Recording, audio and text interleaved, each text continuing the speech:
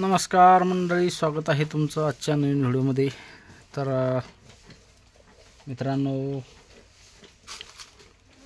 एका दादाची कमेंट आली होती, तुमच्याकडे शेळ्या टोटल किती आहेत आणि किती शेळ्यांचं शेळी पालन करताय तुम्ही। तर मित्रांनो, आपल्याकडे 6 शेळ्या आहेत।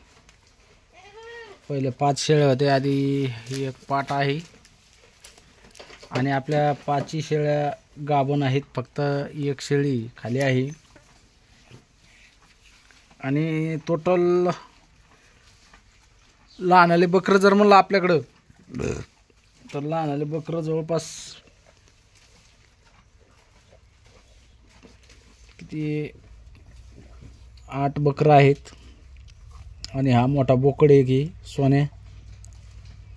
तर असे टोटल मिळून आपल्याकडे 6 8 6 14 15 जनावर आहेत मित्रांनो, सगळे बोकड धरून, हा मोठा सोन्या धरून। तर मित्रांनो, आपल्या गवतामुळं जे आपल्याकडे गवत आहे, समजा मार्वेल, त्या गवतामुळं आपल्या शेळ्यां बघा कशा टम फुगले, पिल्लू बघा हे बकरूपाट।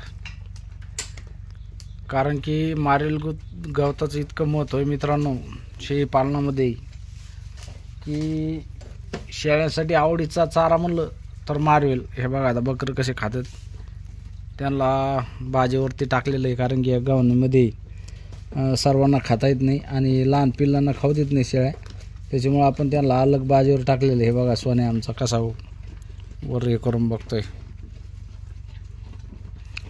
तर मित्रांनो, आता कामाचं थोडं कमी प्रमाण झालेलं आहे, तर आपण काय करणार आहे, आता पुढं समोर कंपाऊंड करून शेळ्यांसाठी स्पेस तयार करणार आहोत।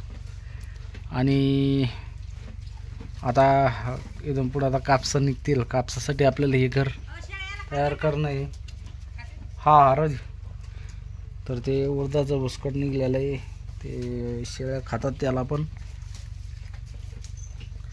तर मित्रांनो, हे भुसं आपल्याला आता हे बाहेर टाकावं लागणार आहे। ह्या ठिकाणी इथं जागा करून या ठिकाणी भुसकट साठवणार आहे का लागणार आहे, कारण की इथं आतमध्ये आपल्याला कापूस टाकणं आहे, त्याच्यामुळं आपल्याला इथं जागा करून याच्यामध्ये आपल्याला भुस साठवणं गरजेचं आहे। बाहेर खाते का आधी ते उडदाचं भुसकट, हे बघा कसं भुसकट खात आहेत, उडदाचा भुसा आहे तो।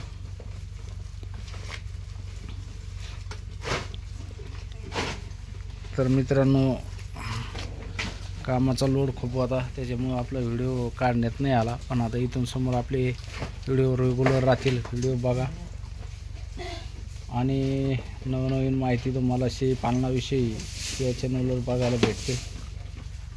तर आज थोडक्यात इथपर्यंतच आपला व्हिडिओ असणार आहे, कारण की आपल्या मागं थोडं काम असल्यामुळं जास्तीचा मोठा व्हिडिओ आपण बनवणार नाही आज।